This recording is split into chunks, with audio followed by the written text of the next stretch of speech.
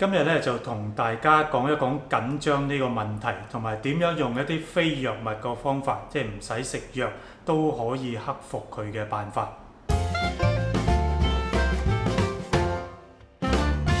首先要講嘅咧就係話適當嘅緊張咧其實係好事嚟嘅，咁因為咧就適當嘅緊張咧令到我哋集中精神一啲、謹慎一啲。試想一下，如果有一個人就天不怕地不怕，乜都唔驚嘅，咁就揸住架車喺街亂咁行咧，咁好容易咧就會撞親人啦。咁同埋咧就呢一種咧係我哋即係人類咧千萬年以來嘅一種本能嚟嘅。即係話，當一個人咧就即係遇到一個危險咧，咁個身體咧就會作出一啲反應，主要咧就係我哋啲腎上腺素會升高啦。咁腎上腺素咧就會令到我哋譬如心跳快啦，咁就啲肌肉掹緊啊，就即係呢啲反應咧，預備咧我哋叫 fight or flight 啊，即係話咧一係咧就同佢打過，即係譬如當呢個原始人咧遇到恐龍嘅時候咧，咁佢腎上腺素就會升高，咁就預備佢咧就一係咧就同個恐龍打過打走佢，一係咧就 flight 啦，即係走人。呢樣本能咧係俾我哋咧就保存自己，令到我哋咧喺呢個競爭咁劇烈嘅世界裏面咧，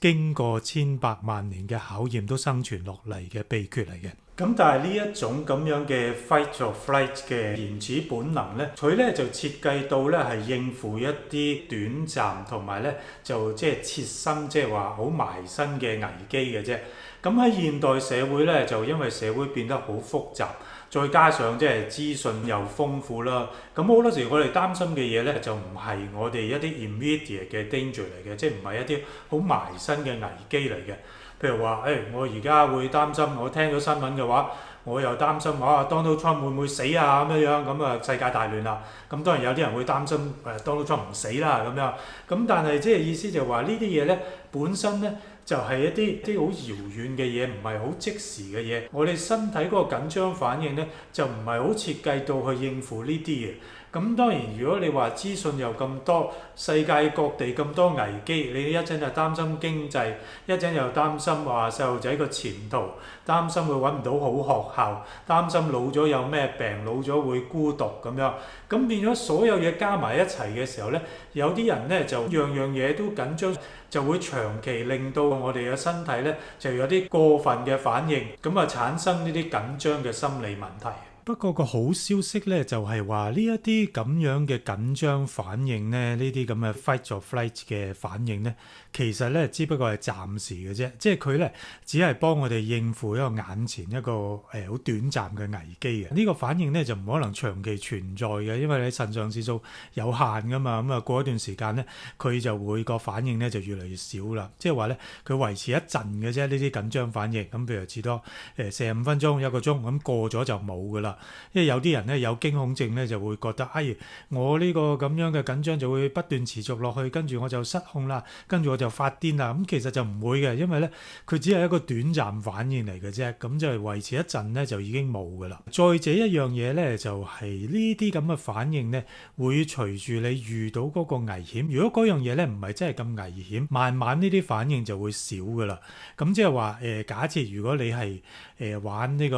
bungee jump咁計啦。當你咧第一次跳嘅時候，哇！第一下嘅時候，哇個緊張程度就會即係升到好高，即係呢條紅色線咁樣，咁升到好高，咁跟住跳完當然就心情平靜翻啦。咁好啊，當你跳第二次嘅時候，咁第二次嘅時候咧，你因為有個經驗咧，你就知道雖然好驚咁，但係咧其實咧有條彈弓楞住綁住你咧，咁你其實係安全嘅。咁你第二次嘅時候都緊張，咁但係咧就冇第一次咁緊張啦，即係黃色呢條線咁樣。咁到你第三次、第四次、第 N 次嘅時候咧，慢慢你嗰個緊張情緒咧就冇咁犀利噶啦。即係話咧，我哋個身體要學識知道一樣嘢係安全咧，就係要靠咁樣不斷咧就暴露喺嗰樣嘢當中，咁令到我哋嘅意識咧知道呢樣嘢其實係安全嘅，就並唔係好似我哋本能第一下感覺上佢咁危險嘅啫。可以想像成為咧，我哋個腦裡面咧有一個咧就係快速反應嘅中心嘅。咁快速反應中心咧就當我哋譬如假設我哋喺森林行路嘅時候，遇見到咧前面咧有一條好似蛇咁嘅嘢喎，咁見到第一下咧我哋眼接收咗信息咧，咁我哋腦咧收到眼呢個影像信息咧，就即刻會 trigger 到嗰啲緊張反應嘅。咁但係當我哋再行埋啲嘅時候，見到原來只不過係一條好似蛇咁樣嘅樹枝嘅啫。咁跟住咧，我哋嘅大腦咧就會咧處理咗呢個信息，話俾我哋知，就呢樣嘢咧其實唔係咁危險嘅。之後咧嗰個緊張嗰個反應嘅又會被壓抑落嚟啦。即係話我哋嘅神經系統設計到咧，就第一下咧佢保障咗我哋先嘅。任何真係嘅危機或者疑似嘅危機咧，佢都會當咗危機先 trigger 咗個緊張反應，保護我哋先。咁跟住咧，我哋嘅大腦咧就會再評估個情況。如果嗰樣嘢唔係咁危險嘅話咧，咁慢慢我哋個腦咧就會學識咗呢樣嘢。雖然睇落好似有啲危機，但係其實唔危險嘅。咁樣咧緊張嘅反應就慢慢會少啦。唯一能夠對付到緊張嘅途徑咧，就係要透過重複喺嗰個處境裡面去面對佢咧。咁我哋嘅身體咧先會學識嗰樣嘢。雖然話睇落好似好得人驚，但係其實咧係安全嘅。咁樣咧嗰個緊張情緒先至慢慢會消失啊！即係唔能夠話，我話俾你知100次，咁樣係冇事嘅。咁人家點話俾你知咧？你都冇辦法控制自己有嗰個緊張情緒嘅。好多時咧緊張出問題咧，就主要咧就係佢進入咗一個惡性循環啊。咁點樣惡性循環咧？咁我咧就可以大家咧一齊睇一睇呢個圖。咁如果我哋開始緊張嘅時候咧，咁下一步咧，咁我哋咧就會有嗰啲腎上腺素嗰啲反應啦，即係譬如心跳加速啊、出汗啊嗰啲咁嘅反應。咁當我哋感覺到呢啲咁嘅反應嘅時候咧，咁跟住下一步咧，我哋就會覺得我哋個心跳得咁快，突然間又嗰個心跳得咁大聲，又出晒汗啊，心口好似壓住啊，咁呢啲梗係有啲大事發生啦，我身體就會有問題啦，我會暈啊，我會發癲啊，我會有心臟病啦。咁跟住咧啲諗法咧就不斷放大，即係好似啲災難性嘅諗法咧就越嚟越犀利咁樣咧，咁就更加驚咧。咁下一步咧好多時咧本能反應咧就係逃避啦。即係話咧有啲咁嘅反應嘅時候咧，我哋就一定要揾個處境咧就避開佢。譬如話，如果嗰樣嘢令到我哋緊張嘅嘢係一個譬如有啲人驚同人相處、同人傾偈嘅，咁當嗰個人咧就去有機會喺一個人多嘅地方逼住要同人 social、同人傾偈嘅時候咧，咁佢咧就會心跳出汗啊咁樣嗰啲反應，跟住咧佢就會覺得咁多人睇住我，我而家又出晒汗啦，我好尷尬啊，我覺得我會失控噶啦，我會發癲噶，我會失禁噶咁樣，咁佢咧就即刻咧就跑下離開咗嗰個房嗰個地方，咁唔使同人 social 咁樣。咁嗱呢一個反應咧係好本能嘅，咁但係如果你選擇咗呢個反應咧，咁你只不過咧就會令到嗰個緊張咧喺下一次咧就更加犀利，因為咧就如果你逃避咗去面對嗰樣嘢咧，咁你就嗰個緊張雖然暫時舒緩咗啊，咁但係你下一次咧再遇到呢啲咁嘅情況，再遇到譬如好多人需要社交嘅情況咧，你又會諗起上一次我就嚟會失禁，就嚟會暈㗎啦，好在我走咗，所以就冇事㗎咋。咁你下一次再遇到個情況，咁更加會走，咁變咗咧就會循住呢個紅色呢個加號呢個咁嘅即係惡性循環咧，就不斷越轉越深咧，最終咧你就會匿埋喺屋企，乜嘢地方都唔去㗎啦。咁呢個逃避嘅問題係乜嘢嘢咧？因為你逃避咗嗰個情況，譬如話你係即係社交恐懼嘅，你避開咗嗰個情況咧，你咧令到自己冇一個機會咧，就查證個事實啊，就冇查證到咧，其實喺嗰個地方同人 social 係咪真係咁得人驚咧？你係咪真係會暈低咧？係咪會真係大小便失禁咧？係咪真係會有咧？可能唔係喎，其實好大機會唔會添，係咪先？咁變咗咧，就如果你冇咗呢個事實查證嘅機會咧，咁你就你永遠咧就走唔出呢個咁嘅好差嘅惡性循環啦。因為我頭先講過啦，因為呢個緊張嘅情況咧，咁所以即係話你覺得好似災難就嚟，咁但係好多時候情況咧就並不係你諗咁差嘅啫。呢啲災難咧，其實就係啲緊張反應，好似我頭先咁講，啲緊張反應咧，佢持續至多咪45分鐘、1個鐘，係嘛？咁啲腎上腺素嗰啲反應唔會持續得耐噶嘛。如果你能夠忍耐得住，你會好唔舒服嘅。咁但係如果你仍然逗留喺嗰間房耐一啲，咁你咧就會查證到一個事實，原來我都雖然唔係好中意同人社交，但係咧我都未至於會失控，未至於會發癲，未至於會失禁嘅。咁變咗下一次我再遇到咁嘅情況嘅時候，我雖然都係覺得緊張，都係會心跳加速啊，都係會覺得好容易咧就會諗到好差，但係咧因為我諗起上一次其實事實查證話俾我知咧，都唔係咁危險嘅啫呢個處境。咁我慢慢咧就會循住呢個綠色線呢個咁嘅週期咧，就會慢慢咧就將嗰個緊張程度咧就越減越少啊！即係話透過不斷嘅暴露喺呢個我覺得有壓力嘅環境裡面咧，咁我咧就慢慢不斷咧就事實查證到咧，我嗰個緊張咧其實就唔 justify 嘅，係唔需要嘅。咁慢慢咧，我哋就能夠走出呢個緊張嗰個惡性循環啦。譬如我舉個例啦，早一排咧我去做嗰啲心臟嗰啲檢查，因為我哋啲而家人到中年啦，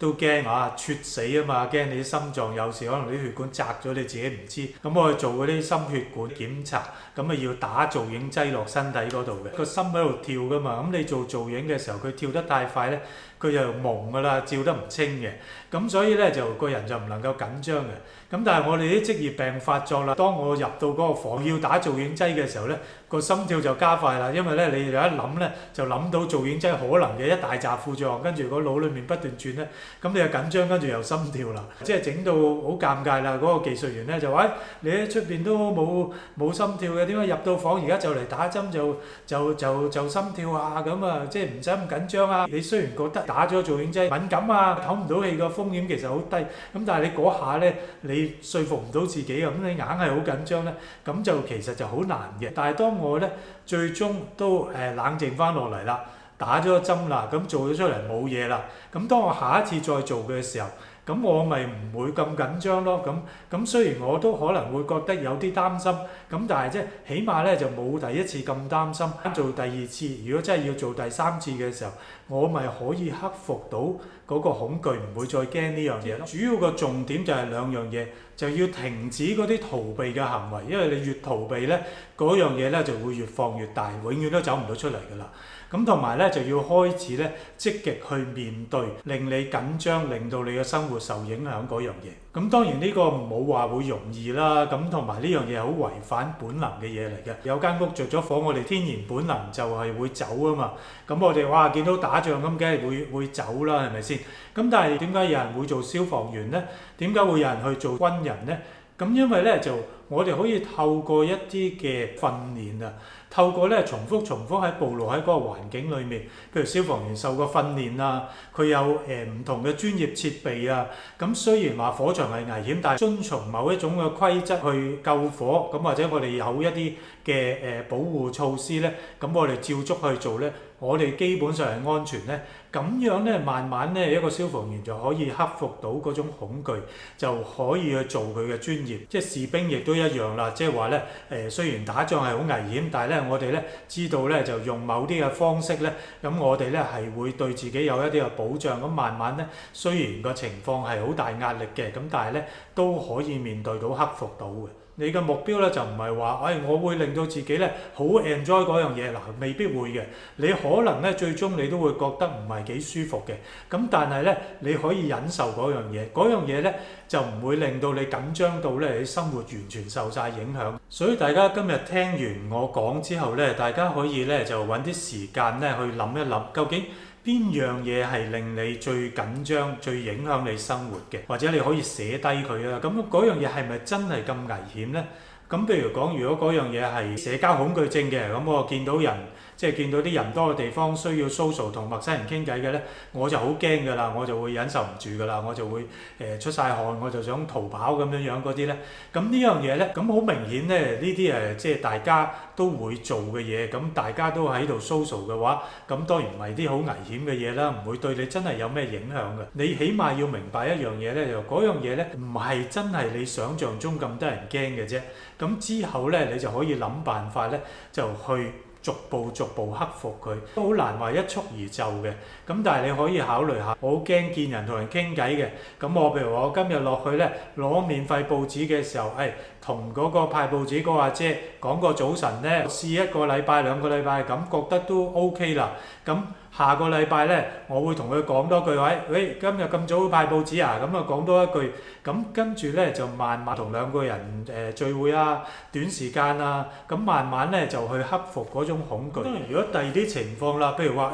我係主要係擔心我有心臟病嘅，我成日覺得好似有啲心跳嘅，心口壓住咁。嗱，呢啲情況咧，因為你唔係專業人士咧，你好難肯定嗰樣嘢係咪真係危險嘅。咁因為有啲症狀可能危險，有啲症狀唔危險，你唔係醫生啊嘛。咁所以如果你係擔心話我有冇心臟病嘅話咧，都建議你咧去睇一睇醫生，或者睇一睇心臟科醫生，做翻啲檢查。咁如果醫生都話俾你知，你其實係冇事嘅話咧，咁你咧就可以嘗試咧，可能你做少少運動啊，咁譬如可能你緩步跑啊，令到自己心跳快啲。咁咧心跳快嘅時候，你可能就會擔心啦。咁但係記住咧，嗰個緊張感覺咧，其實咧過一陣就會冇㗎啦。咁咧就盡量咧就忍耐一下。如果過一陣佢又冇事咧，咁你慢慢咧你個腦就會覺得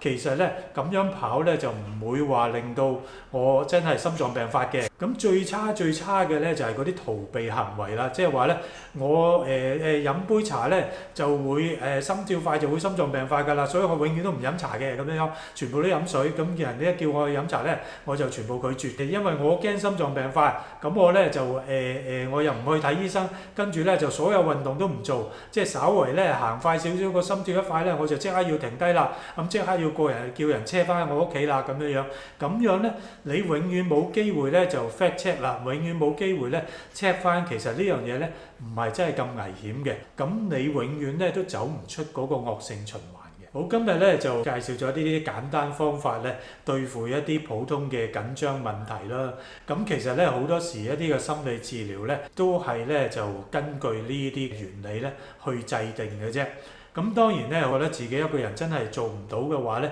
咁都建議咧你睇一睇醫生，睇一睇臨床心理學家，有人幫你咧，咁當然事半功倍。好，今日咧就講到呢度先，多謝大家嘅收睇，請你點讚、留言、訂閱同埋撳埋個鐘仔，下次再見，拜拜。